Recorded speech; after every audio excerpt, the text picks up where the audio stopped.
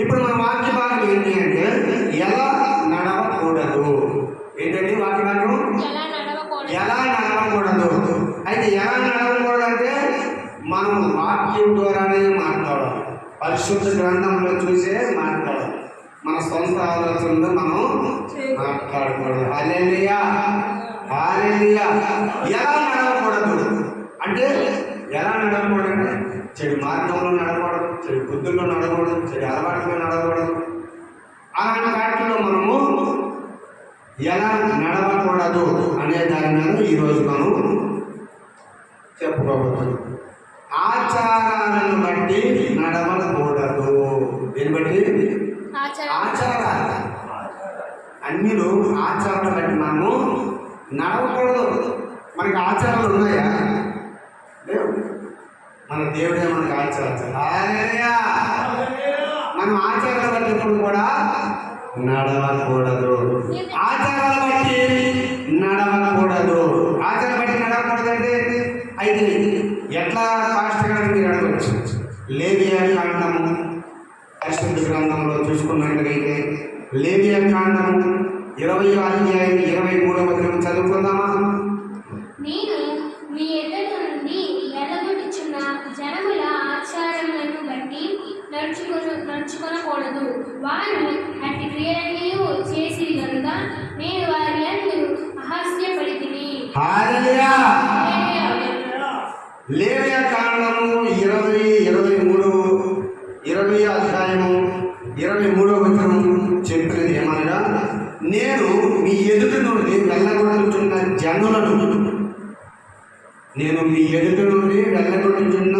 జనముల ఆచారములను బట్టి. ఎవరిని దేవుడు వెలగొడుతున్నాడు? ఏ జనమును వెలగొడుతున్నాడు? దేవుడు పెట్టుదా ఇశ్రాయేలున ఎవరిని వెలగొడుతున్నాడండి? అన్ని జనులు. హల్లెలూయా హల్లెలూయా. అన్ని జనులు మీలో నుంచి నేను మీ ఎదుట నుండి, అన్ని జనులు ఇశ్రాయేలు ప్రజలారా మీ ఎదుట నుండి వెళ్ళగొట్టుచున్న జనముల ఆచారమును బట్టి నడుచుకొనకూడదు. వారు అట్టి క్రియలన్నీ చేసేది కనుక నేను వారి యందు అహాస్యపడితిని. ఏం చేశాడు? ఆహాస్యపరిచాడు. ఎవరు? దేవాది దేవుడు యేసుక్రీస్తు ప్రభువుల వారు. నువ్వు నమ్ముకుంటే నన్ను నమ్ముకో, నాలో ఉండు, నాతో ఉండు, నాకు సమీపంగా ఉండు. అంతేగాని అన్ని ఆచారాలు నీకెందుకు? పిల్లలు వస్తే వాళ్ళు బయటకు వెళ్ళాలి. మనకి పిల్లలు వస్తే అదృష్టం. హల్లెలూయా హల్లెలూయా. మనకి పిల్లి ఎదురొస్తే అదృష్టం. అది అన్ని జనులకి ఏంటి? దురదృష్టం. వాళ్ళు ఏమనుకుంటారు? అమ్మో పిల్లి ఎదురు వచ్చింది, మనకేం జరిగిపోద్దు, మనకేం అయిపోద్దు, అమ్మో నేను ఎలా అంటాను. పిల్లి ఎదురు వస్తే బయటికి వెళ్ళాలి. విడవరాండ్రులు ఎదురు వస్తే బయటికి వెళ్ళాలి. ఒక నక్క ఎదురు వస్తే బయటికి వెళ్ళాలి. ఒక బల్లి ఎదురు వస్తే బయటికి వెళ్ళాలి. ఒక చెంబుతో నీరు పట్టుకొని బయటికి వెళ్ళాడు కనబడితే బయటికి వెళ్ళాలి, లోపలికి వెళ్ళాలి. ఒక కాకి వచ్చి బుర్ర మీద తంటే బయటికి వెళ్ళాలి. ఒక బల్లి భుజం మీద పడితే భయం. ఒక కాకి వచ్చి బుర్ర మీద తంటే భయం. ఒక నక్కో ఒక కుక్కో ఎదురుగా వచ్చిందంటే భయం. అమ్మో ఏమైపోద్దు, అమ్మో ఏమైపోద్దు అని వాళ్ళు ఎక్కడికి వెళ్తారు? ఓజాలు ఇక్కడికి వెళ్తారు. హల్లెలూయా. అయ్యా మాకు ఇలా జరిగింది, మేమేం చేయాలి అంటే ఆయన కొన్ని దోషాలు చెప్తాడు. బలి పడిందా? అయితే నువ్వేం చేయాలి? బంగారం బలి ఒకటి తీసుకొచ్చి ఇవ్వు, వెండి బలి ఒకటి తీసుకొచ్చి ఇవ్వు. నాకు అలాగే చెప్పారండి.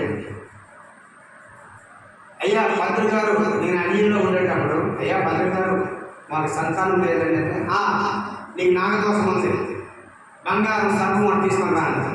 హల్లెలూయా బంగారం సర్పం. అప్పుడు బంగారం ఎంత ఉండేది? తులము 5,000. తులం ఎంత ఉండేది? 2003లోన 5,000. అదే బంగారం 2025లోన